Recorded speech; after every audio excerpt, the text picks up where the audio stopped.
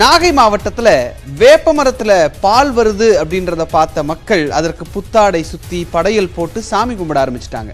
உண்மையிலேயே வேப்ப மரத்திலேயோ இல்ல எந்த ஒரு மரத்திலேயோ பால் வர்றது அப்படிங்கிறது இயற்கையா, அது ஆன்மீகமா, அல்லது அதற்கு பின்பு இருக்கக்கூடிய அறிவியல் என்ன?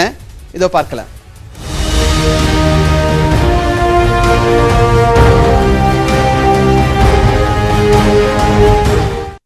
நாகப்பட்டினம் மாவட்டம் மஞ்சக்குள்ளை அருகே ஜெகநாதபுரத்தைச் சேர்ந்தவர் சண்முகம். இவரது வீட்டின் அருகே உள்ள வயதான 2 வேப்ப மரங்களில் ஒன்றில் கடந்த சில நாட்களாக நுரையுடன் பால் வடிய தொடங்கியது. நாளாக சுட வைத்த பால் போல பொங்கி வருவதை பார்த்த அப்பகுதி மக்கள் சூடமேற்றி வழிபாடு நடத்தினர். அத்தோடு நின்றுவிடாத பொதுமக்கள் வழக்கம் போலவே மரத்திற்கு மஞ்சளாடை அணிவித்து பூ பழத்துடன் படையலும் போட்டுவிட்டனர். காற்றில் கலந்து நாலாபுறமும் பரவிய இந்த தகவலை கேட்ட அக்கம்பக்கத்து ஊரைச் சேர்ந்தவர்களும் வண்டியாக வழிபாடு நடத்த வருகின்றனர்.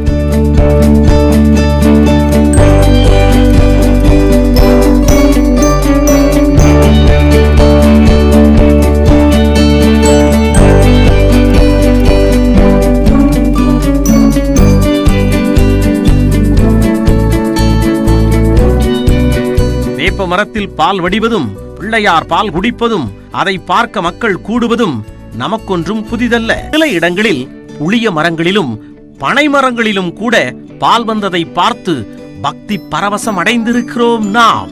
மரங்களில் இப்படி பால் வருவதற்கு காரணம் என்ன?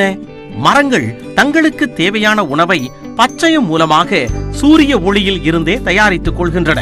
அப்படி மரங்கள் தயாரிக்கும் உணவுகளில் முக்கியமான ஒன்று ஸ்டார்ச் எனப்படும் மாவுச்சத்து. வேப்ப மரங்களின் அடிப்பகுதியிலும் கிளைகளிலும் இந்த மாவுச்சத்து நிரம்பி இருக்கும்.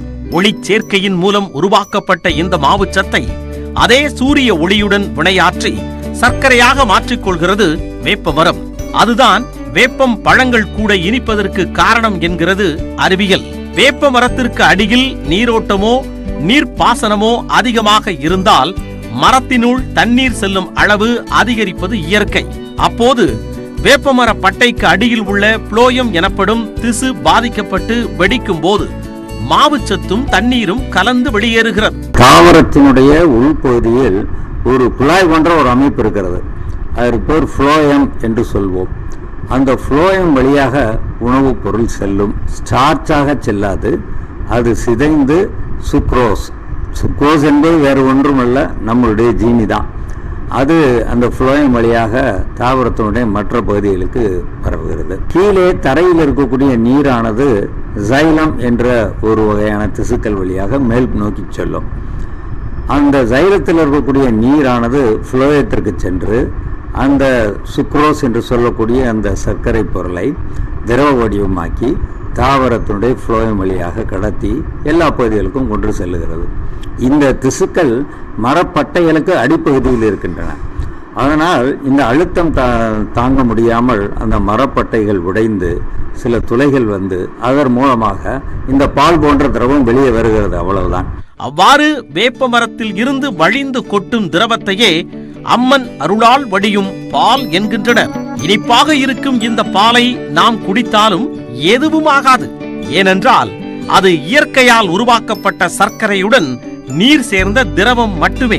அதற்காக வீட்டில் வாங்கும் பாலுக்கு பதிலாக இதை பயன்படுத்தி காப்பி டீ எல்லாம் போட முடியாது. நீரோட்டம் குறைந்து விட்டால் மரத்திற்குள் செல்லும் நீரின் அளவும் குறைந்து பால் வடிவது நின்று போய்விடுவதும் இயற்கை. வறண்ட நிலங்களில் வளரும் வேப்ப மரங்களில் இதுபோன்று பால் வடிவதை பார்க்க முடியாது என்பதற்கு இதுவே சான்று. நியூஸ் 18 தமிழ்நாடு தொலைக்காட்சி செய்திகளுக்காக செய்தியாளர்கள் பாலமுத்துமணி மற்றும் ஹரிகிருஷ்ணன்